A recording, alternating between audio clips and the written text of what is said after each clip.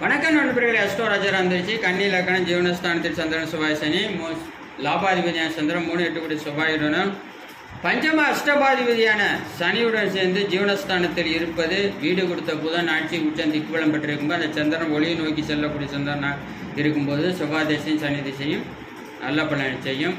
ஆனால் சந்திர திசையும் உடல் மனம் புத்தி சிந்தனை வேதனைக்கு மனக்குழப்பம் ஜாதகருக்கும் வலி வேதனை உடல் ரீதியாக மன ரீதியாக பிரச்சனை, தாய்க்கு ஹெல்த் ரீதியாக பிரச்சனை, 4 கூடன் வாழ்வுகள் இருந்தால் தாய்க்கு பரலோகத்தை அனுப்பக்கூடிய சூழ்நிலை உண்டு பண்ணணும்.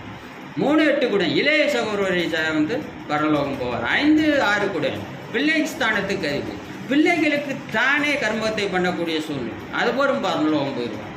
சரி, விதிவில் குரு சுக்கிரன் பார்த்துட்றாரு. புதன் வலுவந்து 3 தாயும் நல்லா இருப்பாங்க, பிள்ளைகளும் நல்லா இருக்கும், இளைய சகோதரன் நல்லா இருக்கும்.